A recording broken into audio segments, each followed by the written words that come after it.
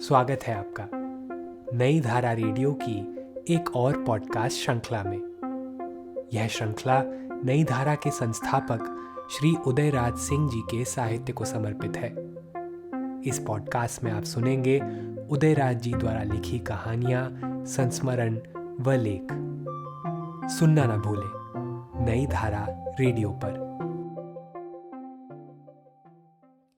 उदयराज सिंह की रचनाएं पॉडकास्ट में आज सुनिए उदयराज जी का लिखा संस्मरण मुस्कुराओ तो जाने। रुद्र जी से जान पहचान कब हुई ये मुझे याद नहीं, कहाँ हुई और कैसे हुई ये भी ठीक ठाक याद नहीं।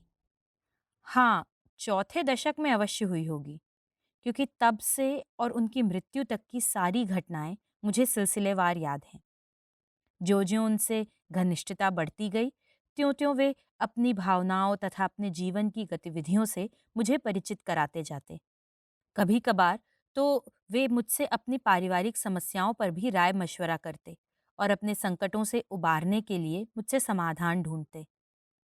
पत्नी की मृत्यु, फिर एकमात्र जवान कमासुत पुत्र का अचानक देहावसान और अंत में एकमात्र बालक पौत्र से सारे नाते रिश्ते तोड़कर मौन हो जाना, जिसकी परिणति आंगन की छाती पर सदा के लिए ईंट गारे की एक चहारदीवारी खिंच जाना।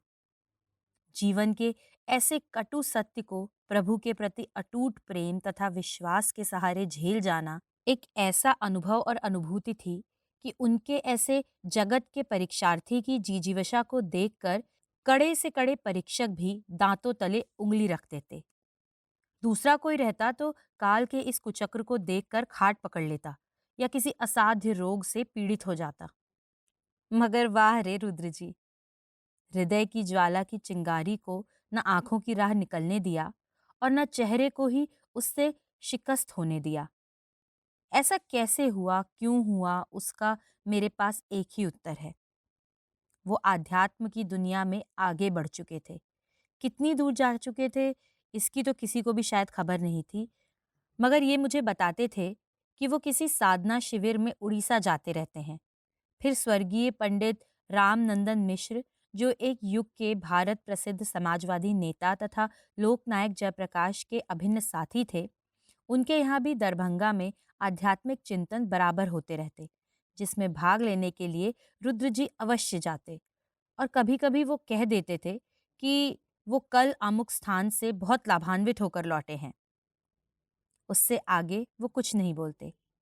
शायद अपने इस आध्यात्म चिंतन के संसार में वो दूसरे को प्रवेश द्वार तक भी ले जाने को तैयार नहीं थे। उनकी मुखाकृति पर एक असीम निस्तब्धता बराबर छाए रहती और वो मुखर कर भी पूरी तरह निखर नहीं पाते। आखिर क्यों? क्योंकि उनके जीवन के इस अध्यात्म पक्ष को बहुत कम ही लोग जान पाए थे और उसके छुअन से ही बड़े से बड़ा कठिन दुख भी नवनीत की तरह झट पिघलने लगता। कभी-कभी दुख को मुस्कुराते मुस्कुराते झेल जाने के मंत्र को सीखने को मन भी बहुत चाहता था, मगर वो गुणी झट झिटक जाता। उसे शायद ये भय था कि मैं श्मशान की धू-धू लहकती चिताओं की दाह से कहीं झुलस न जाऊं और गुणी का गुण यूं ही पड़ा का पड़ा न रह जाए। श्मशानी दाहों की गर्मी को सहने की मुझ में क्षमता ना हो। फिर वो कहते, भगवान न करे उन दाहों तक जाने का किसी को भी मौका पड़े। फिर वो ये बोलते बोलते रुक जाते। दुख आने पर ही उससे उबरने का एक अभागा कोई रास्ता ढूंढता है। आप आखिर क्यों? फिर उन्हें देखकर मेरे मुंह से सहसा ये शेर निकल पड़ता। मोहब्बत की दुनिया में आओ तो जाने, हमारी तरह गम उठाओ तो जाने। मोहब्बत की दुनिया में आओ तो जाने, हमारी तरह गम उठाओ तो जाने। परेशान है जुल्फें, परेशान है चेहरा, इस आलम में भी मुस्कुराओ तो जाने। तुम्हारी भी आंखों में आंसू भरे हैं, तुम्हारी भी आंखों में आंसू भरे हैं, जरा दर्द दिल अब छुपाओ तो जाने। इस पॉडकास्ट को सुनने के लिए आपका धन्यवाद। हम आशा करते हैं कि हमारी यह प्रस्तुति आपको ज़रूर पसंद आई होगी। अन्य पॉडकास्ट्स, वीडियो इंटरव्यूज़ आदि के लिए नई धारा को सभी सोशल मीडिया प्लेटफॉर्म्स पर फॉलो करें। जल्द ही आपसे फिर मुलाकात होगी। धन्यवाद।